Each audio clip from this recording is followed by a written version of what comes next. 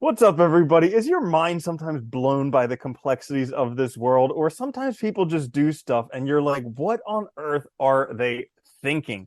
Well, you're in luck because today's episode, we're going to be talking about how to understand the world around you. This is the Existential Stoic podcast. I'm Randy. That's Danny. What's up, Danny? What's up, Randy? Yeah, so this is a good one because I struggle with this on a daily basis. All this stuff happens, I'm like, I just can't wrap my head around it.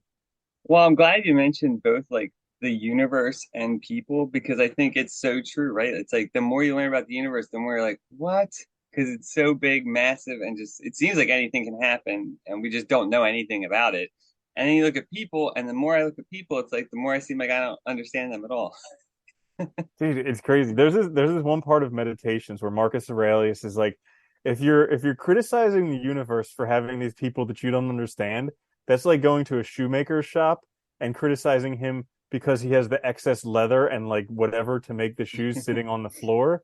And it makes so much sense because if the universe makes everything out of one substance, what's it supposed to do when it makes a good person? It needs to make a bad person as well. Like what's the deal? Yeah, you Yeah. gotta balance it, right? Mm-hmm. Keep it in Yeah. check. I like that. Yeah.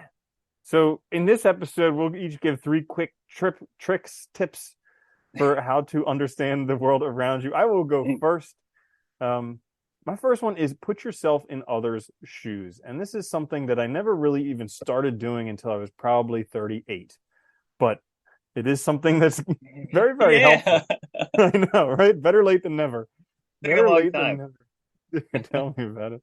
But it's like I started to see stuff that I never would have seen had I not have done that. Like these resentments that I'd been, or these grudges that I was holding on to for years or decades. All of a sudden, I saw the other person's point of view, and I was like, oh, maybe I was wrong a little bit too. Huh? How about that? Yeah, I'm glad you mentioned that. I'm also glad you mentioned because that's like literally when I started doing it too. And like, it's funny because I feel like before that, before like I started even considering other people's positions, it's like so easy to be like, why me, me, you know, it's their fault, it's the world's fault, whatever. But then once you start really like stepping outside of yourself just a tiny bit, you start realizing, well, hey, maybe I am to blame. Yeah, Maybe I right. did that. Or maybe, maybe it was just some stupid thing that like really wasn't anybody's fault. It's how you read things, I think, greatly changes. So I think that, yeah, it's a good one. It Yeah. goes really nicely actually with my first one too, which is I think we should always seek to understand things from many perspectives. I think this is something Nietzsche was, really, I think, advocated a lot. And it makes sense because I think most of us, you know, we get in arguments, we get in conflicts because we think there's only one way of looking at things, or we want to believe there's only one way. And we only seek out information that affirms the view that we already have, rather than looking at things from many perspectives and seeing the different sides and trying to understand them. I think once we do Mhm. that, we see that, especially the human world is a complex mess of meaning that's just kind of made up. And I think once we see that, we can be a lot more sympathetic both to ourselves and others and compassionate. That, that's a great point. It reminds me of the story of the four blind people who were standing around an elephant, and one person said, "Oh, it's a tree trunk," because they were holding its leg, and another person said, "No, it's Uh, a hose," because they were holding its snout or whatever. Another person says, "No, it's a dagger," because they were touching its tusk, and then another person says, "No, it's a snake," because they were holding its tail. So, like, it reminds you, you need to get a bunch of different perspectives in order to see it. Just where you're standing right here may not have all the answers. yeah, yeah, it's a good one too. Yeah, you're narrowed, right? You're only seeing a little piece of the puzzle Mm-hmm. like that. Yeah, and really, I mean, anyone can only see based on their own nervous system.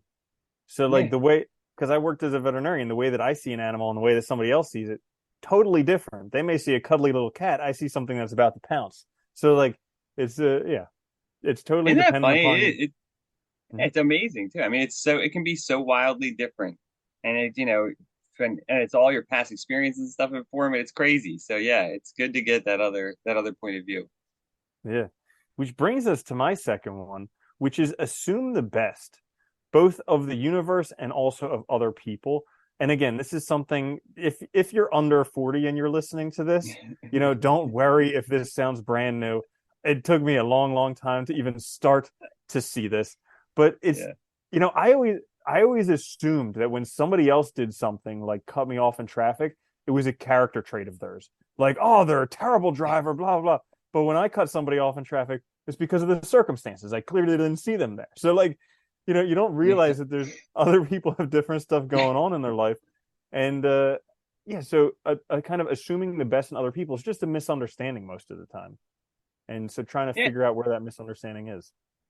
No, I think you're right. I think it's a really good attitude too, both for other people in the world that, I think it's so easy. It's easy to assume the negative, to assume that things are bad, to assume that things are wrong or whatever.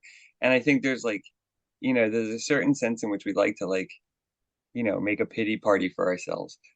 But assuming that things are the best, I think it takes a certain step, but once you start doing that, it does, mental clarity, happiness, I think positivity, just like the world can get better.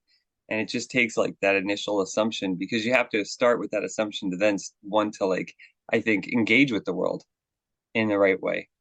You have to Hmm. assume it's a good thing first before you kind of engage with it. And why not? I mean, we're here, we exist. Might Hmm. as well. Yeah. And Yeah. I mean, I think most people are trying to do the best they can. Why Yeah. wouldn't they? You know? Yeah, it makes no sense that they would be trying to do otherwise or trying to actively hurt themselves. Like it doesn't. And Hmm. yeah, I think when you start to assume that, it makes Oh, everybody's more understandable. Yeah. quick point. In the beginning, I think it's of How to Win Friends and Influence People. In the beginning of that, he talks about Two Gun Crowley or someone else who's like in an apartment, like trapped in an apartment, New York police shooting at him. He's already shot, bleeding all over this note that he's writing, and he's like, "Poor old me, never wanted to harm a soul." Meanwhile, he's killed dozens of people. But like the way that we see ourselves and the way other people see us completely different. Everybody just wants to do the best that they can. Yeah, it's a good example though too of like never wanted to, yet you did. Hmm. So, Yeah. how are you reading this? Yeah. Yeah. I like that. That goes well with my second one actually, which is just listen. I think to ourselves and to the world. And I think, if we try to listen more, we try to be more attentive, sympathetic, compassionate. It's hard, but I think if we really listen to ourselves too, we can also start to see when we're just tired or we're just hungry. We're not really irritated. You start to see things differently. You start to see through, I think, kind of the layers of meaning we place on top of things to quickly justify or explain it that are often wrong. And but Hmm. you have to listen first and kind of be open to kind of accepting, what's there. Hmm.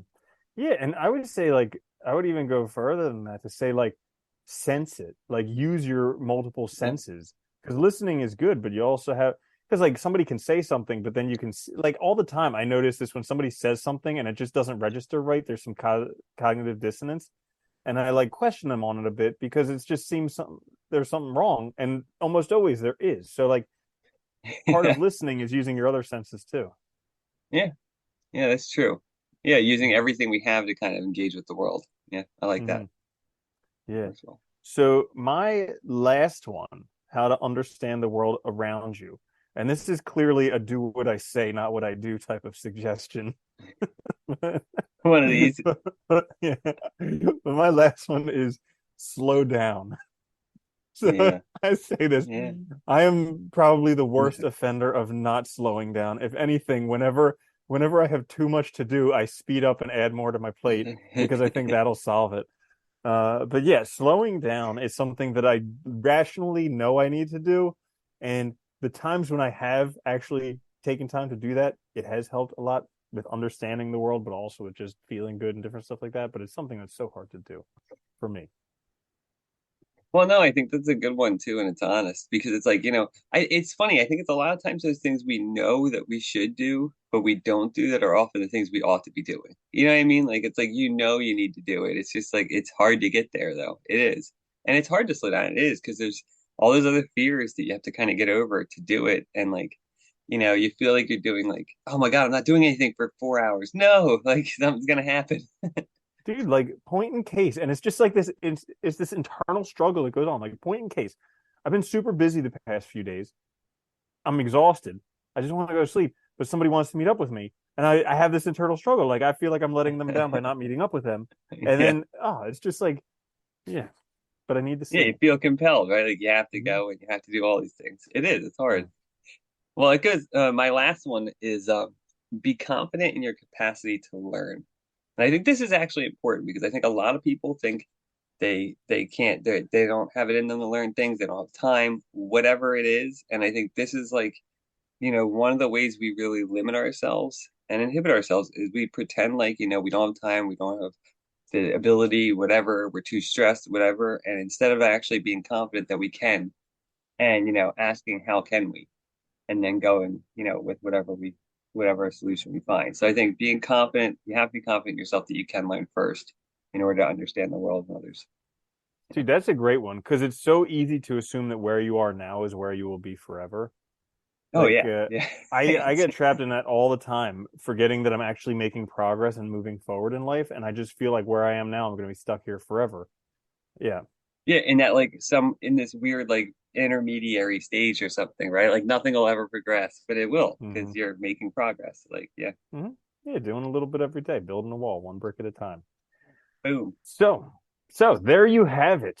How to understand the world around you. This is the Existential Stoic podcast. Make sure to check us out on YouTube, also on all the podcasting services. I'm Randy. That's Danny. I'll see you later, Danny. Later, Randy.